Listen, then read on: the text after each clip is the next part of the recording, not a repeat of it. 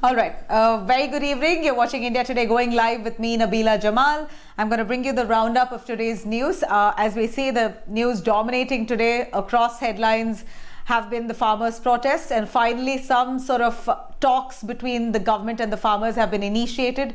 Right now, even as we speak, currently talks are underway with the government officials, including Amit Shah, the Home Minister, Agricultural Minister Narendra Singh Tomar. There's also Piyush Goyal, there's Om Prakash, there's JP Nadda, Defence Minister Rajnath Singh. He's leading the talks with the farmers. There are quite a few number of government representatives there, all heavyweights who are sitting at a meeting at Vigyan Bhavan. Even as we speak right now, they're having a dialogue with the farmers who have a number of demands that they've put forth. In fact, the farmers are adamant that they want the laws quashed, but the government has already sent out feelers through various sources saying that they're not going to repeal the laws. The laws will remain in place, but maybe some reassurance or negotiation in terms of convincing the farmers that the new laws are for the benefit of the farmers might be initiated. This is what sources tell us, that the government is all set to reassure the farmers that the laws are progressive. They're going to be able to sell their produce to whoever they want to, wherever they want to. The middlemen and that middleman culture will be abolished. Middlemen won't be able to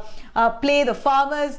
He says, in fact, the Prime Minister himself at a stage in Varanasi said that this is misinformation that's been fueled in the minds of the farmers because of political gains. In fact, the new laws are fully progressive. It's going to allow farmers to get higher profits. They're going to be independent. They can do what they want with their produce, even attract international consumers and customers there. This is what the government says, but the farming community at large, remember, so far it's not a new problem. The MSP, minimum support price, is not something that any government has provided to its farmers so far. Successive governments have failed to ensure a minimum support price to farming community across states. In fact, mostly you can see still that Punjab and Haryana largely did support the farmers with that. Even Uttar Pradesh did so. But states like Bihar, for that matter, Maharashtra, minimum support price, even though it was a culture, wasn't really promised to the farmers, and many of them didn't get it. Several of the state governments, even though they implemented it, like for example,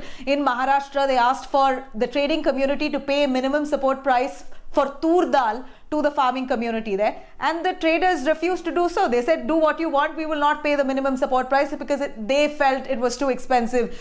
They were going out of the way in terms of profits. There was barely any profit, and they couldn't afford to give a minimum support price, was what the traders said. But for the farming community, they're saying, even if we're not given that basic assurance, then how are we sure that we are going to earn and survive? How do we make our livelihood? How do we survive in the farming sector if you're not going to ensure that with private players coming in, even though they're going to come in and eventually dominate and create monopoly within the sector, the agricultural sector, how are you going to ensure that the farming community, the poor farmer, will at least get his minimum support price for his produce? So farmers here who are agitating, remember, are not agitating because of the new farm laws alone. They're agitating because of the years of torture and frustration that they've gone through because of a lack of guarantee of minimum support price. And the new laws today also does not guarantee it. So they see no progress in this law, saying that this law is not pro-farmer because there's no progress for the farmers. They also believe if there's no minimum support price, and considering private players are coming in, the mandi system will be abolished. At least, even though the government says mandi system won't be abolished, it will be in place. You can always sell it in the mandi and the APMCs as well.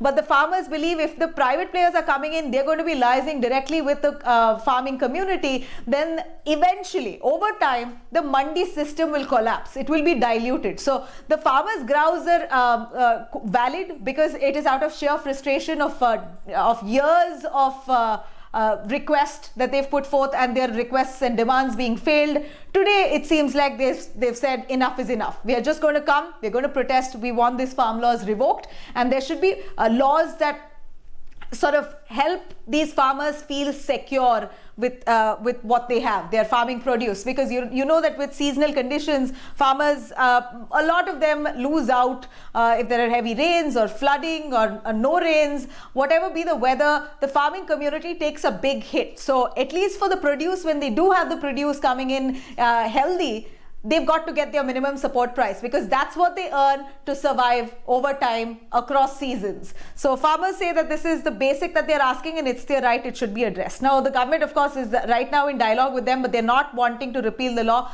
They don't want to abolish it, and they've said it very clearly that this will not be abolished, but somehow they could have some negotiation. Maybe they could also give in writing that MSP will be guaranteed. Remember, what the farmers also have a grouse is that with corporates and private players coming in, creating monopoly in the sector, they could also use legal support to ride over these farmers. The farmers say that they're not equipped legally. They don't have the kind of battery of lawyers that the corporate sector and the private players would have. So eventually it will be the private players dominating. Even if they go to court, it will be the farmer, actually the poor farmer, running pillar to post versus the private player. So now you have many people supporting the farmers' protest as well. Several of them who've come in from all walks of life to come and support and stand by the farmers. The farmers, remember, are not wanting to make this political, so they haven't really encouraged any political leaders as such to come join their agitation, because they're worried this will be painted in a political brush.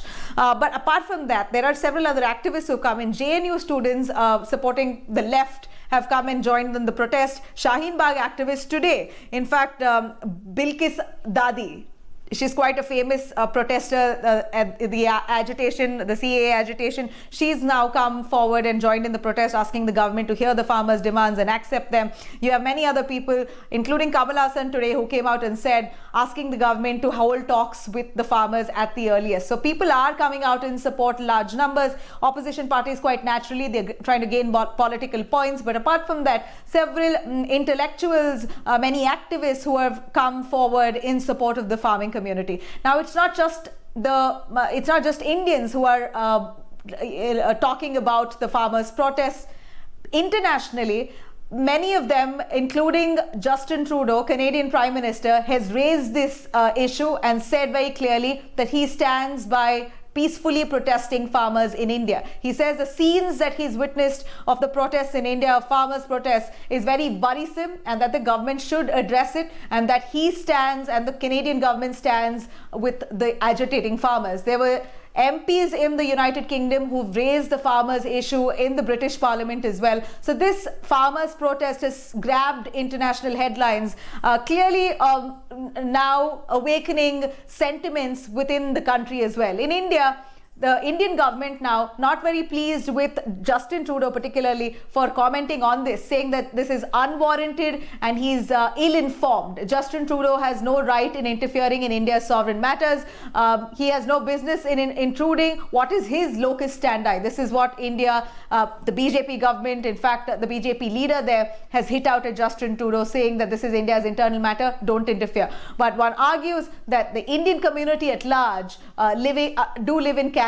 They're kith and kin of many of those living in Punjab and Haryana, many of them in the farming sector as well. Their family members are living abroad in Canada, in the United States, in the UK. So people across the globe, many Indians are keenly watching this protest because many of their family are living far and wide. So involvement can't be stopped. It appears that people are voicing out across the globe, but it seems like a dialogue should come upon on what these farm laws really mean, considering that the government has actually allowed for fair play in terms of involving private players and allowing for farmers to get their own price for produce. Whatever price they want to quote to a private player, they can quote. Wherever they want to sell, they can sell. So this gives higher revenues, higher profits for farmers. Undoubtedly, the new farm laws is indeed progressive, but maybe it could be communicated in a better way to the farmers, and maybe a little bit of further reassurance to the farmers that MSP and the mandi system will prevail, and if at all the situation worsens, then they will be backed by the state. Legal help will be provided. The farmer will not have to run pillar to post. If this is probably communicated, maybe the farming community will diffuse the protest at the earliest. But remember, they're prepared for the long haul. They've kept all their ration ready. All the trucks are filled with all the food, the gas, the supplies and everything. They're not going to move from the border area until a dialogue, a solution is come down upon. And they're not going to move to the Burari ground as designated by the Delhi police as well. They say that it's either Jantar Mantar or they're going to sit at the border until a solution comes. Now, this is what we see here. Let me quickly cut across to other news across. Remember today, Hyderabad goes to polls, municipal polls, as much as we've spoken about how the civic municipal polls for the first time in the country, in India, Hyderabad civic municipal polls have gained that kind of traction with BJP putting all their heavy weights into action. Amit Shah, you had JP Nadda, Yogi Adityanath, Smriti Irani, Saina Nehwal, Gautam Gambhir, all kinds of top heavyweights coming to Hyderabad to campaign for their civic municipal polls. Today, Hyderabadis voted in the civic municipal polls, but the voter turnout wasn't very pleasing. It was quite a lukewarm response for all that excitement. It seems like Hyderabadis didn't really take it seriously, it appears. 25.34% voter turnout, that's it, at 3 p.m. The voting is going to go on until 6, but it doesn't look like it's going to be really impressive. So far, the voter turnout is not very great. But so far, the key contenders are the TRS, the AIMIM and the BJP. In the 2016 civic polls, TRS got 99 seats. Out of the 150, TRS got 99. AIMIM got 44 and BJP only got 4. This time with the BJP's hard campaign, it seems like they might just make a bigger presence felt. Whether or not, it all depends on the 4th of December when the counting happens and the results are out. It's going to be very interesting to know what happens there. In fact, the repolling for one of the seats, in fact, on the 3rd of December, old Makapet division will go into repolling as a symbol of a CPM candidate was found missing from the ballot. So that particular area will have repolls scheduled. A quick word on Jammu and Kashmir's DDC polls. DDC polls, the second phase has come to an end. Voter turnout is 40% as of 1 p.m. 25 from the Kashmir Valley are contesting and 18 from the Jammu region. And the fate overall of 321 candidates will be decided and sealed in ballots in this DDC polls. Remember, this is the first poll, local body polls in Jammu and Kashmir after the abrogation of Article 370. So it's a big move in the right direction to be sure that people of Jammu and Kashmir want to elect someone who will represent their cause. So this is a big deal for them right now. Many of them very enthusiastic. But the key fight here is between BJP and the Gupkar Alliance. Gupkar Alliance is about 6 parties, local parties, including the National Conference, the PDP, a few other local parties there who come together with a promise that they're going to repeal Article 370. They want to put that back in place. That's the promise that they've made to the people. So this is a really interesting local body polls there between the BJP and the Gupkar Alliance. It's going to be interesting to see what the result would be. In fact, the first phase of the polling ended with a 51.76% turnout. The DDC polls has about 8 phases, so it's still underway. It will go on. The last date of polling is the 19th of December and the counting will take place on the 22nd. So the result will happen on the 22nd. Now, a quick word on the COVID situation in the national capital, which seems to be worrisome. COVID deaths in the national capital has crossed 100. It's it's actually quite a sad development considering that over the last few days it dropped below 90 and now again it's above 100. But apart from that, the positive COVID cases in Delhi has dropped. The number of positive cases have dropped, but the death rate has gone up. However, the Delhi government now has slashed the prices of RT-PCR tests from 2,400 to 800 rupees. So if you are getting an RT-PCR test, actually not just in Delhi, many other areas as well, in Gujarat also the prices have dropped. So this could be an action taken across of the country that RT-PCR COVID tests there will be dropped from 2,400 rupees to 800 rupees. This should be notified in the next 24 hours.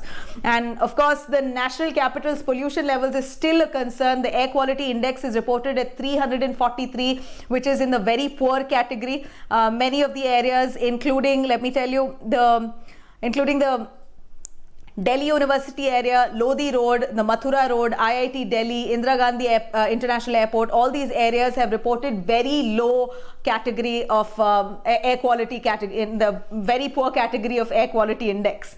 All right, now quickly, political development in the case of Urmila Matondkar there. The actor, has joined the Shiv Sena today. She met with Uddhav Thackeray, his wife, and in the presence of other leaders like Priyanka Chaturvedi of the Shiv Sena. She's joined the Shiv Sena. She praised Uddhav Thackeray and his governance, and she formally took join the party. In fact, Shiv Sena also sent Urmila Matondkar's name to the Maharashtra Governor Koshyari for the member of Legislative Council. So Urmila, remember, had contested the Lok Sabha polls in 2019 unsuccessfully from the Mumbai North seat, and she lost to Gopal Shetty at that point in time. And 5 months later, she quit from the Congress party as well. She's quite a firebrand speaker, so she might be a great addition for the Shiv Sena, considering she's a Mumbaikar thoroughbred. So the Shiv Sena really wholeheartedly welcomed her. Now, cutting across to what's happening in Jammu and Kashmir's Shehla Rashid. In fact, there's quite a shocking piece of news coming in on that JNU leader who's turned politician, Shehla Rashid's father, has leveled some serious allegations against his own daughter. Abdul Rashid Shora, that's the name of Shehla's father, claims that his life is in threat. He says that his daughter Shehla Rashid is involved in terror-related activities, and says that she's getting funds from dubious sources. Those who are funding terror, those people are funding Shehla Rashid for her political party. She started a political party called the Jammu and Kashmir People's Movement. The father says he's in fact written a letter to the Jammu and Kashmir DGP claiming that Shehla has taken 3 crores from these people from just to join politics, and she's taken money from MLA engineer Rashid and businessman Zahur Watali. And apparently both of these people were raided by the NIA last year. They were arrested and accused of funding terror. So this is the allegation coming forth by Shehla Rashid's own father. Shehla has hit back saying this is ridiculous and it's disgusting. She calls her own father a wife beater, saying that the father has tortured the wife and children all along, and because the wife and Shehla Rashid herself, along with her sister, the 3 of the ladies in the house, decided to take action against the father and move away from him, the father is now making false allegations. This is Shehla Rashid who's come forward slamming what the father has said against her. Now that's that. A quick word on what's happening internationally. Formula 1 champion Lewis Hamilton has been tested positive of COVID-19, so he won't be part of next year's Grand Prix. So all those Grand Prix fans could be disappointed. That's it for me here. Thank you for watching. I'm going to come back tomorrow with more news.